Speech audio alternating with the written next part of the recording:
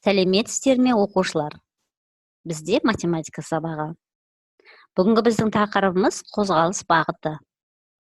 Оқу мақсатымыз жазық фигуралардың модельдерін бөлу және олардан композиция құрастыру. Бастапқы орнын, бағытын, қозғалысын оңға, солға, тура, толық бұрылу, сағат тілімен және сағат тіліне кері жартыға, 4-1-ге бұрылу қозғалысын анықтау, айқындайтын нұсқаулыққа сәйкес әрекет жасау. Біздің ортақ бөліміміз саяхат бөлімі. Соның ішінде біздерде бүгінгі тақырыбымыз орманға саяхат. Оқушылар, мына суретке назар аударыңыздаршы. Осы сурет бойынша мен сізге бірнеше сұрақ қоямын. Сол сұрақтарға жауап беріп қарайық. Жоғарыда не тұр? Төменде нелер тұр?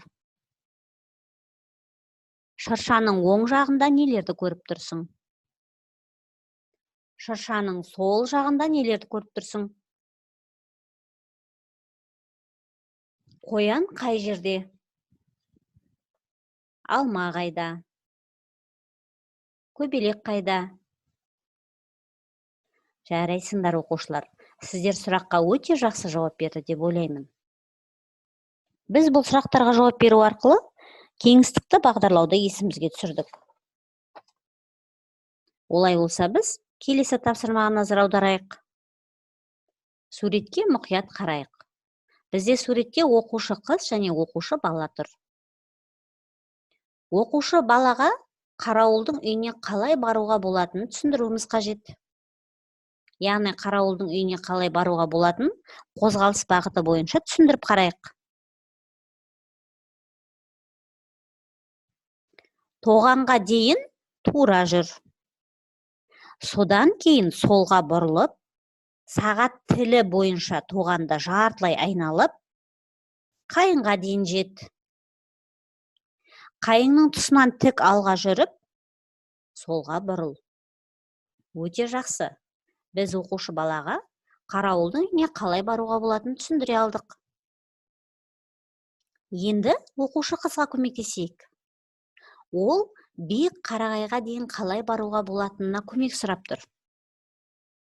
Біз оқушы қызға биік қарағайға дейін қалай баруға болатын бағытын түсіндірейік. Тура жүріп, саңырауқұлақ өсетін алаңқайға қарай оңға бұрыл. Алаңқайды сағат тіліне қарсы бағытпен айналып өтіп, тоғанға жет. Тоғанның тұсынан тік алға жүріп, қайыңға жет. Оңға бұрылып, тура жүр. Өте тамаша балалар. Біз оқушыларға көмектесе отырып, қозғалыс бағыттарын атадық. Енді өзіңіз осы қарауылдың үйіне және биік қарағайға басқаша қалай баруға болатынын ойланып қараңыз.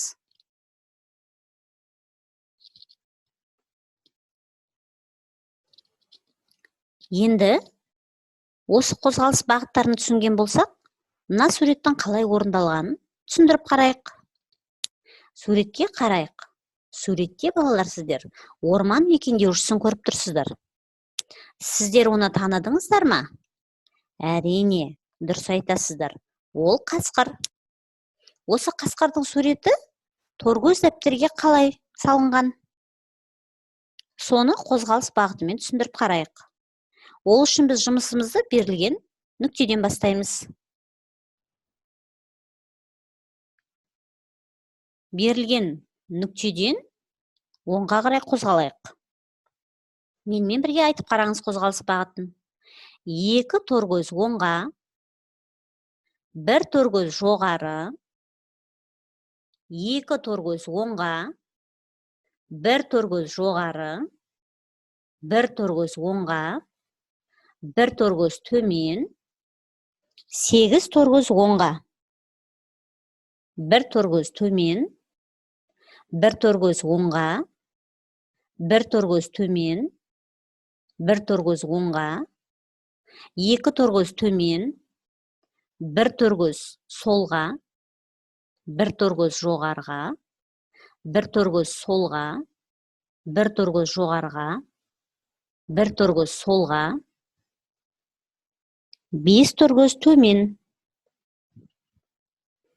2 торгөз солға, 1 торгөз жоғарыға,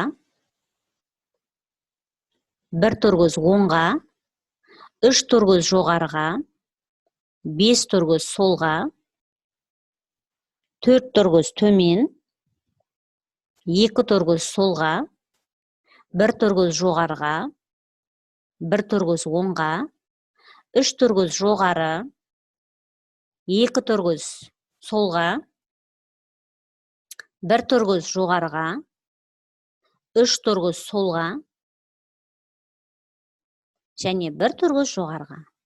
Біз манағы сурет басталған нүктеге қайтадан келдік.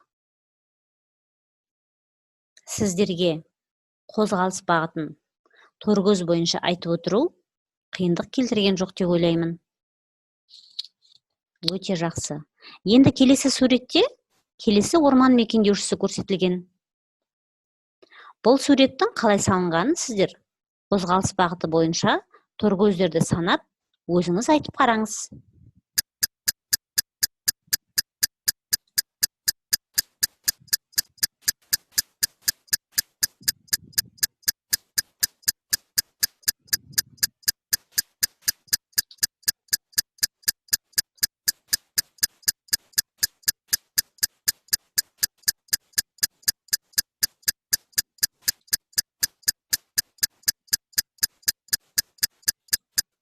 Өте жақсы оқушылар.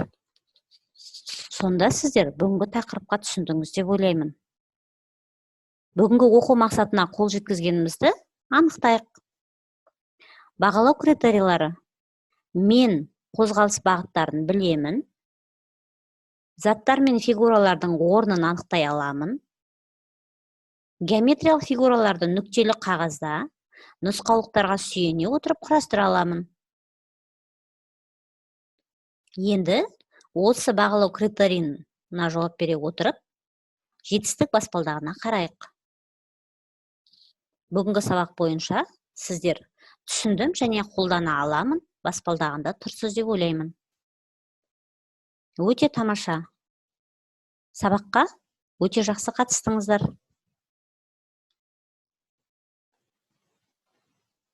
Бүгінгі сабақ аяқталды. Сау болыңыздар.